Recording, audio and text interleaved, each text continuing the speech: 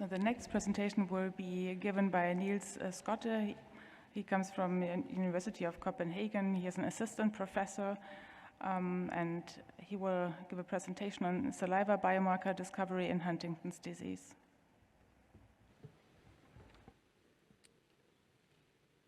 Thank you to the EHDN for inviting me to present our data, and I'm very happy to see all the faces out there. All right, so let's get started. So I want to tell you a bit about a new study we've done. It's hot off the press, and it's about biomarkers in saliva. So this is a continuation of some of our ongoing efforts in detecting biomarkers in plasma and CSF. So just want to show you the team. So we have collaborators at the Center for Protein Research at the University of Copenhagen, Mathias Mann, Rita, and Philippa. Philippa's here today. She has a poster at D13. And then the team at the Memory Clinic at the Royal Hospital of Copenhagen, Jørgen Nielsen is here today as well. And Maria was one of the medical doctors that collected the samples. So why saliva? Well, you've probably seen Ed give some of his talks talking about how much CSF he can collect. And we actually produce close to 1.5 liters of saliva a day, so I thought this could be quite competitive if we wanted to go that way. Jokes aside, saliva has been used as a diagnostic tool both for oral and systemic diseases. And recently there has been a review and several publications showing that markers in saliva can be used for neurodegenerative diseases, pain, autism, and depression. So there's been two interesting studies in the last few years. There was a study back from 2018 that showed in the Huntington group that the total Huntington protein was increased compared to normal controls. So this was quite intriguing to us. Then the same group a few years later showed that IL-6 in saliva correlates with 3 of the different disease scores, and they didn't observe this in plasma. So since the medical team had the patients in while they're collecting CSF and plasma, it was relatively easy for us to also collect saliva. So we collected 145 samples across 3 different groups: controls, pre-manifest, and motor manifest. And the goal here is really to look at proteins that might be separate or unique to Huntington's disease patients.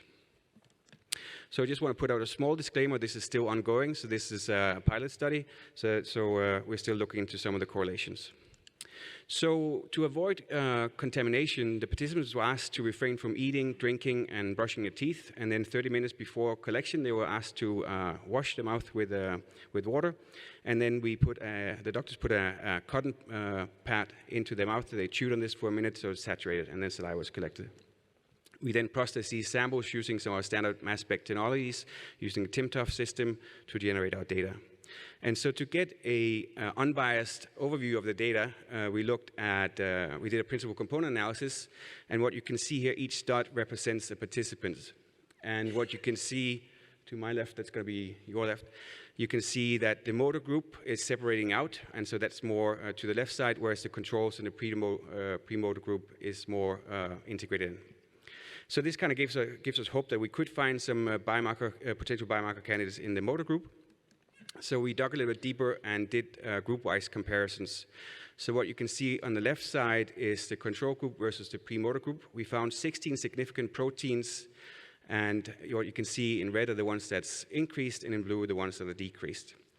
And so we also compared the control to the motor group, and here we found 59 significant proteins to be altered in saliva. And surprisingly, comparing pre-motor and motor group, we found 200 proteins that were significantly changed. So out of these 1,000 proteins that we identified in saliva using proteomics, we found 200 unique protein changes. So I'm just going to give you a few examples here so you see a little bit of the data. We have 2 proteins here. On the left-hand side, you can see a protein that's decreased in both pre-motor and motor group. And on the right-hand side, you can see a protein that's increased in both groups. Then there's other examples where there's no difference between the control and the pre-motor group, but there is a significant correlation with the CAP score, and we also see the correlation of other disease scores. And another example of a protein where we have an increased expression with disease progression and a good correlation with the CAP score as well. So the next question was, these 215 proteins, do they make any sense? Does it have any biological relevance? We're still trying to understand this, but when we do a string analysis and look at the role of the proteins, we see pathways related to the immune system. We see proteins related to apoptosis, disease of metabolism. We see proteins that's involved in glutamate and glutamine metabolism, which is quite interesting because that's quite important for the disease. So we're still trying to put this together and see what this really means, but I think this is a very good starting point, and this could be a complement to some of the other ongoing efforts. So we still need to validate this, and we need to understand if age or other confounding factors play a role, so we have to look at some of the metadata. But I'll stop here, and I just want to say that if you're interested in joining the Biomarker Working Group, you can talk to me and Ed, or you can go onto the website and look us up. And you might not know this, but this is how I look on the inside. So thank you for your attention. And I will take questions.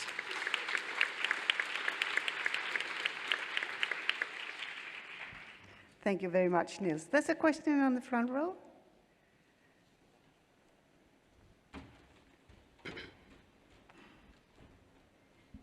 Thank you, Niels. Nice talk. I just wanted to ask where you see this versus blood. So, because, so this is super interesting, but blood is not that invasive. So I wondered where is this like an exploratory thing, or how you see this aligning with what people are doing with blood, and that you're doing?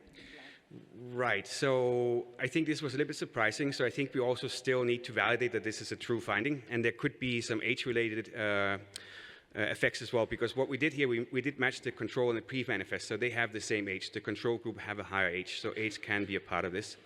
One thing we also were discussing, like if you get motor symptoms, could it be as simple as brushing your teeth creates like bleeding in your mouth, and that's some of the things we see. We just don't observe a very strong influx of plasma or blood proteins. So I think we have to dig a little bit deeper to see how this works out. And what I'd like to do is actually put all this data together with the plasma and the CSF and build machine learning models to see if this is more predictive than doing it just by themselves. So more work is needed.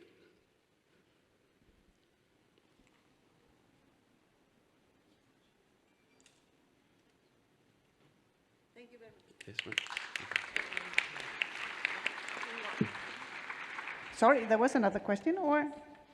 Yeah, a quick question, very quick question. Is that okay? Very nice work. More conceptual question. How, I mean, you see these changes, hundreds of proteins, right? So how would you qualify and in order to further validate these results, or come down to a small number of proteins that at the end are really can be used, right? I mean, I just want to hear your Yes, so I think that's an excellent question. It's actually the same that applies to plasma and CSF, because we get a list of proteins, and the majority I never heard about before, and I don't know what they do. So that is really the challenge. So as a starting point, we try to take the ones that's most predicting, and the ones that might have some biological meaning. But it is a struggle, and I don't have a good answer of how we're actually titrating this down. And some of them you pick maybe a top 10, and you try to validate them in other systems. Yeah. Thank you very much. We have to move on. Thank you, Niels.